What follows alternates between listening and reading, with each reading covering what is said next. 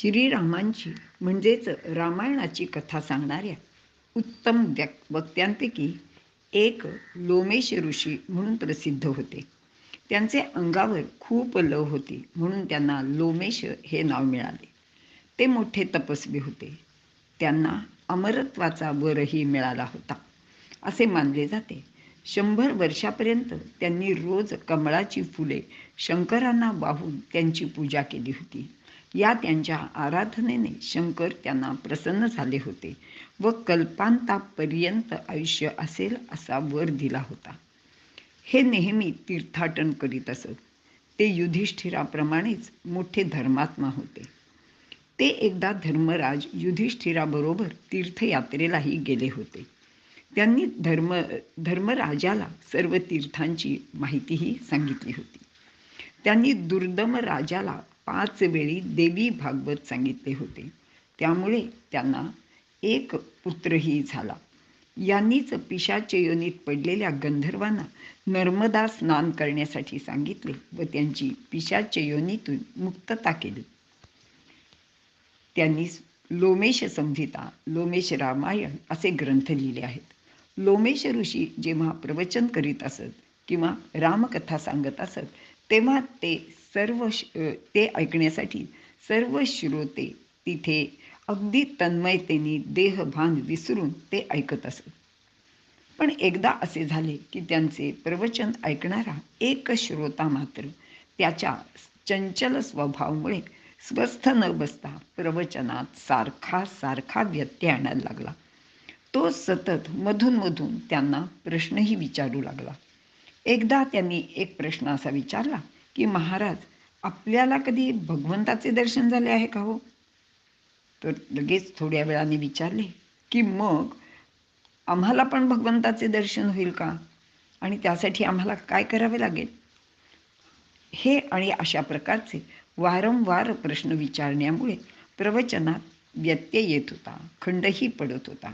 श्रोत्यांची व वक्त्याची एकाग्रता भंग पावत होती. शेवटी लोमेश ऋषींची सहनशक्ती संपली. ते त्या श्रोत्याला म्हणाले, मला वाटते की तू कावळ्यासारखा सारखे काव काव करीत आहेस. तू सारखे प्रश्न विचारत आहेस. तू मागच्या जन्मी बहुतेक कावळाच असशील आणि आता मला असे वाटते की तुला पुढचा जन्मसुद्धा कावळ्याचाच प्राप्त होईल. हे ऐकले, पण हे ऐकून त्या श्रोत्यावर परिणाम मात्र काहीच झाला नाही. तो अगदी स्वस्थ बसून राहिला. आणि मग मात्र लोमेश ऋषींना त्यांची चूक कळली. त्यांना वाटले की मी रामकथा सांगत आहे आणि ती कथा सांगताना आपल्याला क्रोध आलेला ही गोष्ट काही चांगली नाही आहे.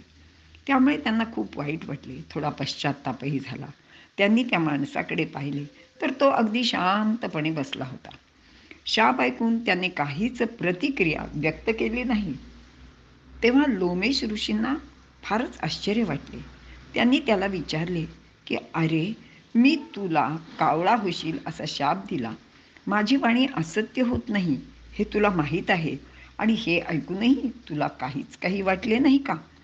तेव्हा तो श्रोता हात जोडून म्हणाला, अहो महाराज, यामध्ये आश्चर्य वाटण्याजोगे ते काय आहे? काही रहस्य आहे का ह्याच्यात? तर मला वाटते ह्यात रहस्य काहीच नाही आहे. कारण जे घडते ते केवळ ईश्वराच्या इच्छेने घडते. मग मी कशाला त्या गोष्टीची चिंता करू? जर मी पुढच्या जन्मी कावळा होणार असेल तर त्यात माझे काहीतरी चांगलेच होणार असेल, त्यात माझे हित असेल. म्हणूनच आपल्यासारख्या एवढ्या मोठ्या तपस्वी ऋषींना मला शाप द्यावासा वाटला. आता हे ऐकून मात्र रोमेश ऋषींना त्याची भगवंतावरची दृढ श्रद्धा पाहून फारच आश्चर्य वाटले. इतका वेळ अगदी सामान्य माणसाप्रमाणे वागणारा हा भगवंताचा इतका निस्सीम भक्त आहे याची त्यांना कल्पनाही नव्हती. आणि आपण काय केले? अरे, आपण तर याला शाप दिला. आपले खरे तर खूपच चुकले. मग ते म्हणाले की मी तुला थोडासा उशापही देतो, कारण माझा शाप तर खोटा होणार नाही. तो असा की तू जरी पुढील जन्मी कावळा झालास तरी तुला पक्षी रूपात अमरता मिळेल. तुझी भक्ती कायम राहील. नंतर पुढील जन्मात याने काकभुशुंडी नावाचे ब्राह्मणाचे रूपात जन्म घेतला. त्यांचा जन्म ब्राह्मणाचा, पण त्यांचे नाव मात्र काकभुशुंडी असे ठेवले गेले. अशा रीतीने ऋषींचा शाप व वर दोन्ही खरे ठरले.